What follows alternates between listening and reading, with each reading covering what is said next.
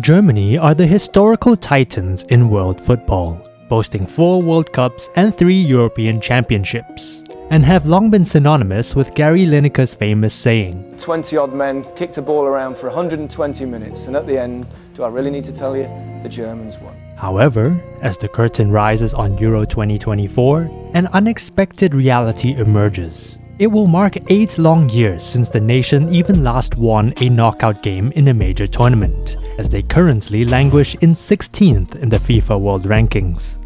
If not for being the tournament's hosts, Germany would be far away from the discussion about tournament favorites.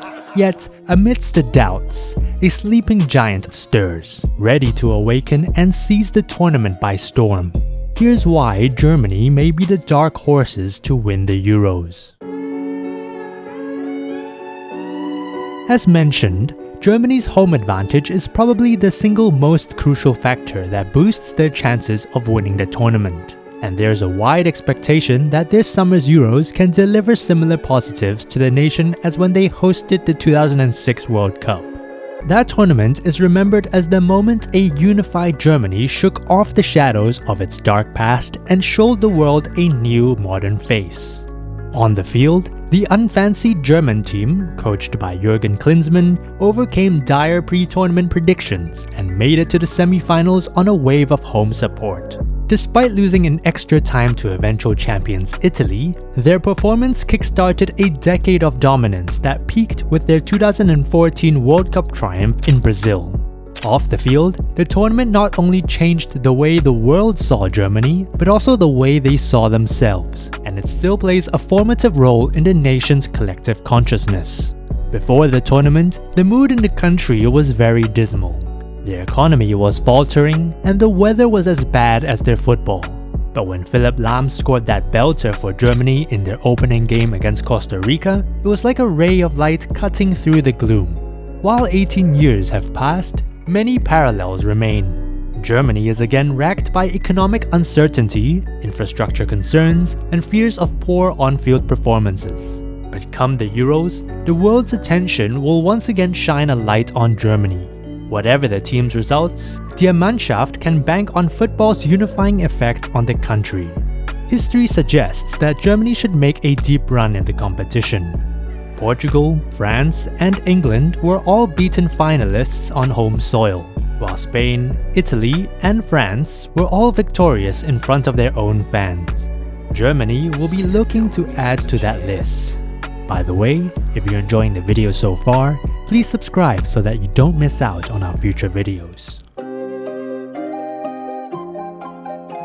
The past few tournaments have been less than stellar for Germany.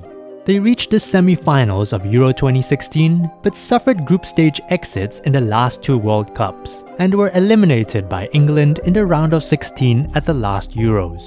These disappointments have left fans and critics alike questioning the team's capabilities and have led to the sackings of 2 household managerial names within Germany.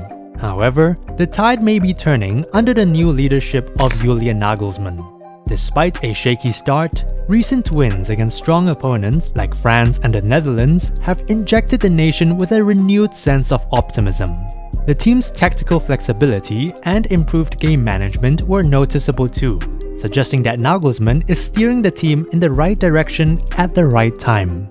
Nagelsmann, 36, is the wonder boy of German managers, a man who got his first senior Bundesliga gig at the tender age of 28 and went on to coach both RB Leipzig and Bayern Munich. The latter signed him at great expense and fired him a year ago at even greater expense amid complaints that for all his brilliance, he was overcomplicating things in training and matches.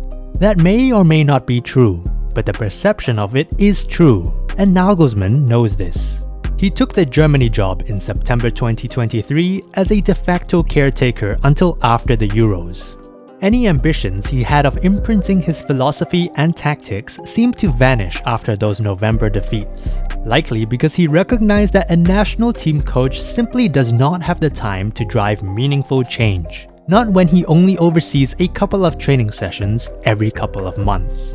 So why not keep things simple and enjoy the ride for as long as it lasts? That seemed to be Nagelsmann's thinking heading into 2024. Unlike the last two outings before the international break in March, including defeats to Turkey and Austria, he displayed an ability to adapt and innovate against France and the Netherlands. This time, there were no fancy schemes like playing Kai Havertz at left back. Instead, he kept things straightforward with a tidy 4-2-3-1 that fielded most players in the roles they fill with their clubs, and he let them play. But his use of the 4-2-3-1 formation wasn't the only indication of this approach. His decision to recall the 34-year-old Toni Kroos 3 years after his international retirement also speaks to these pragmatic considerations. The Real Madrid midfielder lined up just behind captain Ilkay Gundogan, giving Germany essential axes long on experience and technical ability, but inevitably short on legs and intensity. This is why he turned to Robert Andrich, a destroyer-type defensive midfielder, to complete his midfield trio. Andrich, 29, only recently made his debut in the 2-0 away win over France, but he has demonstrated his ability to execute the unglamorous yet essential grunt work on behalf of midfield orchestrators Gundogan and Kroos. It's a textbook tactical approach that feels adaptable rather than ideological. He plays a possession-based game rather than a complicated high-pressing one to maximize the talents of Kroos, Gundogan, and Kimmich. He also allows wingers Wirtz and Musiala to tuck inside to leverage their natural ability to dribble past defenders and slip through balls to the striker. It's a very un-Nagelsmann setup, and you can't imagine him doing this at club level by choice. But that's the thing about international football. Choice is limited. It's wiser to be the pragmatic man-manager, especially when everyone knows you won't be around for long. This doesn't mean Nagelsmann has been passive, however. With his initial squad, which lost to Austria and Turkey, he cast a wide net, then drastically trimmed 11 of the 27 players for the wins against France and the Netherlands. Nor did he hesitate to field the same starting 11 in both of those games, which is rather unusual since most national team coaches, especially early in their tenure and with a major tournament looming, prefer to rotate the lineup to evaluate their options and keep squad players happy. It's especially notable when you consider the lineup included debutants like Andrich and Mittelstadt. While Nagelsmann's critics accuse him of entitlement and privilege from managing well-resourced clubs, his selection choices here suggest a willingness to look beyond just the established big names. For instance, Bayer Leverkusen's Andrich, despite their Bundesliga dominance, had started fewer than 2/3 of their league games this season. And the 27-year-old Mittelstadt, whose high-flying Stuttgart surprised everyone by finishing second above Bayern, had only just burst into the scene and was part of the Hertha Berlin side that got relegated last year. The hosts head into the tournament with two of Europe's most exciting youngsters at their disposal, Wirtz and Musiala. Wirtz is coming off his best professional campaign yet, winning the Bundesliga title as well as the Player of the Season award. He was also the only player to record at least 10 goals and 10 assists in the league, and he's poised to be Germany's key creator this summer. Musiala, meanwhile, has long been established among the elite despite still being 21 years old. He's already a 4-time Bundesliga champion and even netted the title-clinching goal for Bayern in dramatic fashion on the final day of the 2022-23 season. Both players are talented magicians, and the prospect of seeing them play in the same lineup is a mouth-watering prospect. But they aren't the only promising young talents in Germany's squad.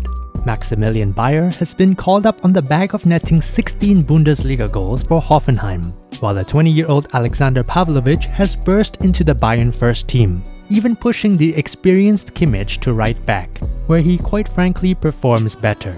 Up-and-coming talent is all well and good, but it is never enough on its own. Fortunately, one of Nagelsmann's key strategies has been to blend experience with dynamic young talent, and Germany can call upon a plethora of players who have been there and done it for both club and country. 3 players were part of that World Cup winning squad from 2014. Neuer, Kroos, and Müller all have over 100 caps for their nation, and will lead by example. All 3 have also lifted the Champions League, multiple times in fact, but they are hardly on their own in that respect. Kimmich, Rudiger, Gundogan, Ter Stegen, and Havertz have all stood on the top step of European football's podium, while there are no fewer than 63 league winners' medals among the entire squad.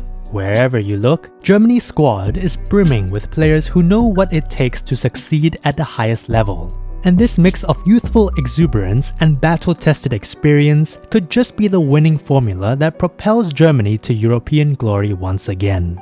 But what round do you think Germany will finish at the Euros? Share your thoughts in the comments below.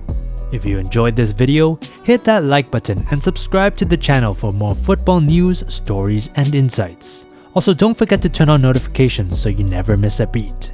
And with that, we'll see you in the next video.